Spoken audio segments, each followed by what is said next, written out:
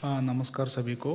पिछले वीडियो में हमने पढ़ा था कि दांत के बारे में, मुंह के अंदर कितना दांत रहता है करके। तो इस वीडियो में हम क्या है, दांत के अंदर क्या क्या पार्ट रहता है उसके बारे में बता देंगे। ठीक है। जैसे कि हमने बताया था पिछले में, हमारे मुंह के अंदर 4 टाइप का दांत रहता है। एक इंसिसर है, कैनाइन है, प्रीमोलर है, मोलार है। तो इसका बारे में हमने क्या क्या इसका काम है वो भी बताया था। ठीक है। ओके, अगर एक दांत को अगर हम देखेंगे तो उसका मेनली 2 पार्ट रहता है। एक है क्राउन जो हमें बाहर दिखता है, और एक है रूट, उसका जो जड़ बोलते हैं, जो नीचे मसूड़े के नीचे हड्डी के अंदर रहता है। ठीक है। तो एक क्राउन पोर्शन है और एक रूट पोर्शन है दांत का। अभी हम अगर एक दांत को बाइसेक्ट करेंगे तो उसमें मेनली 3 लेयर होता है। एक दांत का लेयर 3 रहता है। एक सबसे बाहर का जो लेयर है उसको बोलता है इनामल। ठीक है, जो वाइट कलर का हमें दिखता है ना, उसका नाम है इनामल। और उसके नीचे है, उसका नाम है डेंटिन। ठीक है। और सबसे अंदर जो चेम्बर है और लेयर है उसको बोलते हैं पल्प या नस बोलते हैं। ओके। इसमें क्या है, जो इनामल है जो वाइट कलर का, उसमें कोई नर्व वगैरह नहीं रहता है। मतलब वो एक्चुअली क्या है, डेड टिश्यू है, उसमें कोई जान नहीं है। सेम जो डेंडिन है नीचे का लेयर, सेकंड लेयर, उसमें भी कोई जान नहीं है। जो दांत का जान है जो वो पूरा क्या है, पल्प के अंदर रहता है, जो कि नर्व है, ब्लड वेसल्स है, दांत का कोई भी वाइटल पोर्शन है, वो पूरा पल्प चेम्बर के अंदर रहता है।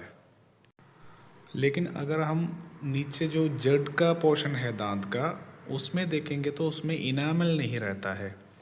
तो इनामल के जगह पे वहाँ पे क्या है, एक सीमेंडम करके एक चीज़ है, वो उसी से वो जड़ कवर होता है। तो इनामल खाली ऊपर का जो हिस्सा है, जो क्राउन पोर्शन है, खाली उसी में रहता है, जड़ में इनामल नहीं रहता है। और इनामल क्या है, सबसे मजबूत चीज़ है, हमारा जो हड्डी है उससे भी मजबूत होता है। राइट। अगर हम थोड़ा और डिटेल में देखेंगे तो इसमें देखो, इनामल है, डेंडिन है, उसके अंदर पल्प है। अगर नीचे का जो पोर्शन है, जो जड़ का पोर्शन, उसमें क्या है, सबसे बाहर हमें क्या दिखता है, गम्स, उसको जिंजेबा बोलते हैं, वो है गम्स है। तो गम यानी मसूड़ा, उसके नीचे क्या रहता है, हड्डी रहता है, उसको क्या है, हम एल्वुलार बोन बोलते हैं, वो हड्डी है जिसके अंदर दांत खड़ा है। और ये जो हड्डी और ये दांत का जो जड़ है ना, उसको दोनों को एक बाइंड करने के लिए या अटैच करने के लिए हमारा वहाँ पे क्या रहता है, एक लिगामेंट रहता है, वो उसका नाम है पेरियोडोंटल लिगामेंट।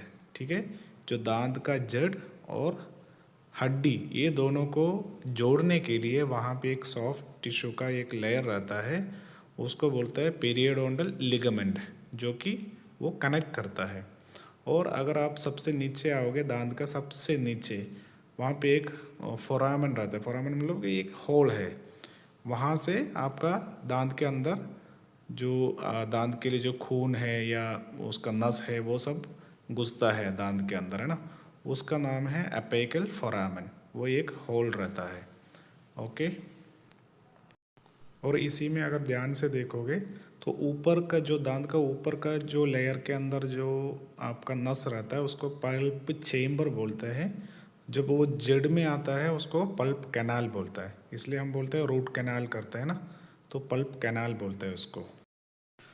चलो, अभी इसमें हम जो आपका डेंडिन है उसका एक डायग्राम दिया है।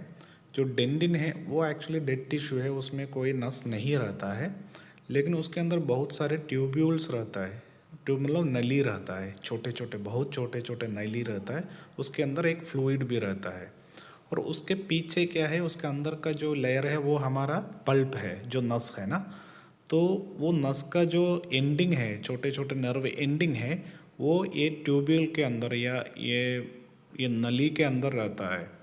तो इसलिए किसी किसी को बोलते हैं कि दांत में झंझनाहट होता है, ठंडा गर्म लगता है, वो इसलिए होता है कि जब आपका दांत का पोषण कम हो जाता है, यानी आपका जो इनामल है, जो सबसे ऊपर का जो हार्ड हार्ड सब्सटेंस है इनामल, वो जब घिस जाता है या कीड़ा लग के